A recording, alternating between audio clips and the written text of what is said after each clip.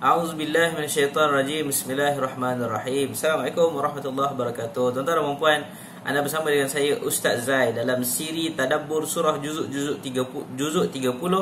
Kita nak membongkar, kita nak mengkaji, kita nak tahu apakah kisah di sebalik surah-surah yang Allah turunkan, terutama dalam juzuk 30.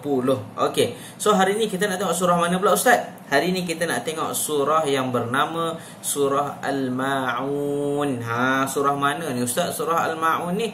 Surah Al-Ma'un ini adalah surah yang berada selepas surah Al-Kautsar. Hari tu kita dah belajar Inna a'tainakal kautsar. Cerita pasal apa? Cerita pasal orang hina Nabi, tapi Allah tolong jawabkan dan Allah beri nikmat yang besar kepada Nabi, iaitu telaga Al-Kautsar di syurga. So itu cerita pasal surah Al-Kautsar. Surah Al-Ma'un cerita pasal apa? Ini kita nak tengok hari ni. Surah Al-Ma'un ini kita baca dulu sama-sama. Kita tengok kat mana sebenarnya surah ni. Kita selalu baca ke tidak? Okey, kita baca sama-sama. A'udzubillahi minasyaitonirrajim. Bismillahirrahmanirrahim. Ara'aital ladzi yukadzibu bid-din, fadzalikal ladzi yad'ul yatim ولا يحض على طعام المسكين فويل للمصلين الذين هم عن صلاتهم ساهون الذين هم يراءون ويمنعون الماعون صدق الله العظيم. Okay. So surah cerita pasal apa ni? Surah Al-Ma'un. Surah Al-Ma'un ini cerita pasal apa? Diceritakan daripada beberapa ulama-ulama tafsir dan penulis tentang asbabun nuzul, iaitu ilmu sebab-sebab turunnya sesuatu ayat. Dia cerita surah ini turun sebab apa? Surah ini turun disebabkan ada seorang kafir Quraisy pada waktu itu, iaitu yang bernama Abu Sufyan bin Harb. Abu Sufyan ni akhirnya dia masuk Islam. Cumanya pada waktu awal Nabi berdakwah, dia ini kafir Quraisy. Dia ini kafir, dia tak masuk Islam lagi lah. Siapa Abu Sufyan ni Ustaz? Abu Sufyan ni adalah suami kepada Hindun. Siapa Hindun ni? Hindun ni kalau kita ingat cerita, dia inilah yang menyuruh Wahsy untuk membunuh Sayyidina Hamzah. So antara cerita-cerita yang famous kan, Hindun ini dia menyuruh Wahsy untuk membunuh Sayyidina Hamzah dan kemudian dia merobek jantung Sayyidina Hamzah. Hindun ini akhirnya masuk Islam juga. Bayangkanlah betapa baiknya Nabi, walaupun orang tu buat jahat dengan pakcik Nabi, Nabi maafkan dan dia terus masuk Islam dan dia menjadi orang Islam yang baik dan menjadi orang Islam yang sangat bagus. So kita kembali kepada suami dia ni. Siapa suami dia ni? Abu Sufyan. Abu Sufyan ini merupakan seorang peniaga yang berjaya. He is a great businessman lah. Dia sangat-sangat popular dan dia sangat-sangat bagus berniaga. Dia sangat-sangat terkenal oleh orang-orang di Syam. Dia ni contohnya, dia ni orang-orang berniaga yang pergi overseas lah. Dia ni outstation selalu. So bila dia outstation, dia pergi ke Syam. Syam ni, bayangkanlah kalau kita ni orang Malaysia pergi ke US. Pergi ke USA, dan orang USA kenal kita sungguh-sungguh lah. Memang kenal betul. Salam tu peluk, cium semua sekali lah. Macam tu lah keadaan Abu Sufyan ni. Dikenali oleh pusat perdagangan dunia pada waktu itu, iaitu di Syam.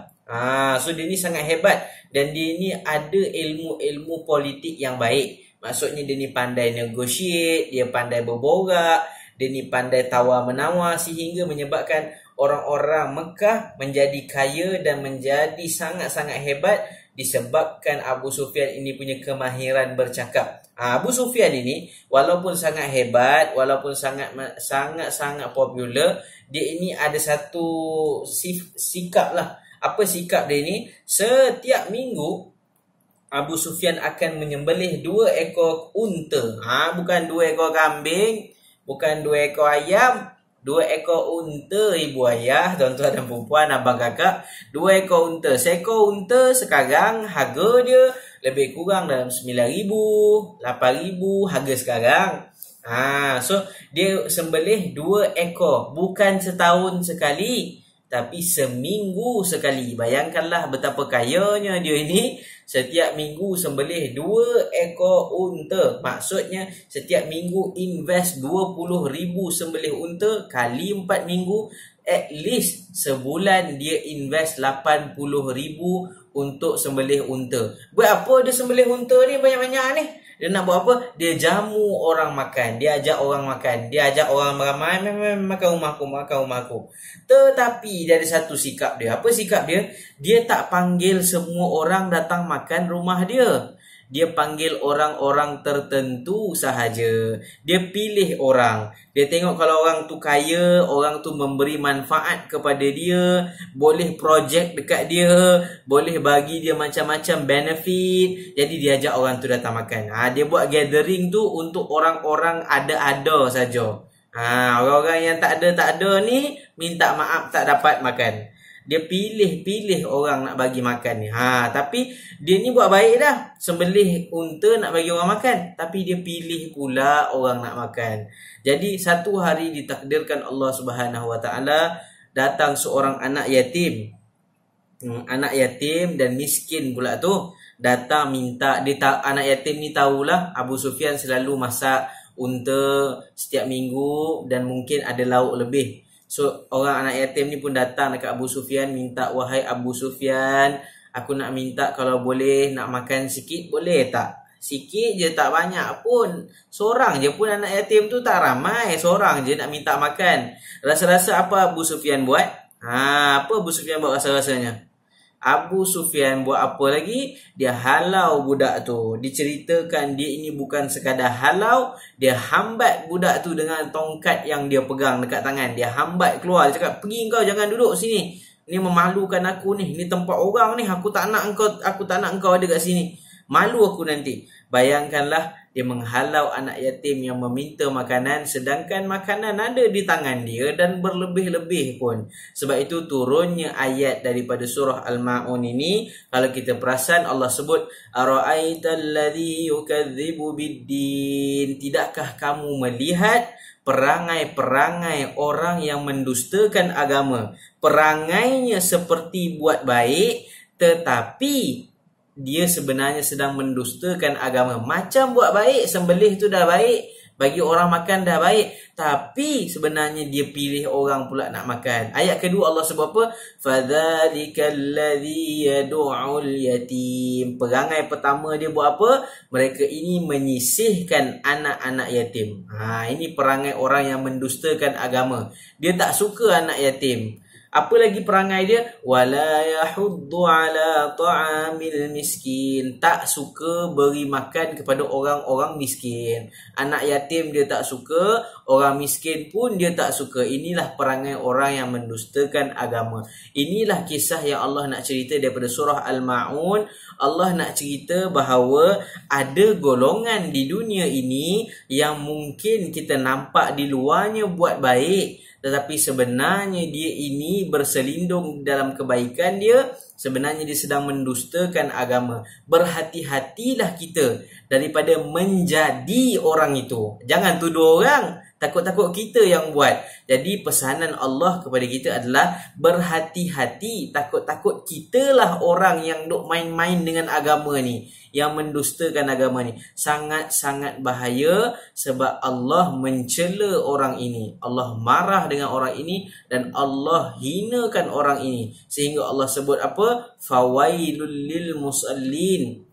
Maka celakalah orang yang solat, tetapi solatnya itu dia lalai. Solatnya itu dia culas.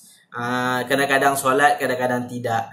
Ada orang jenis solat pula, dia ni solat, orang nampak baik, ya Allah bagusnya dia solat. Tetapi alladzina hum yura'un. Mereka ini solat untuk riak kepada orang. Kalau ada orang baru nak semayang, tak ada orang tak nak semayang. Kalau ada orang barulah nak semayang banyak-banyak, tak ada orang semayang 1 rakaat pun susah.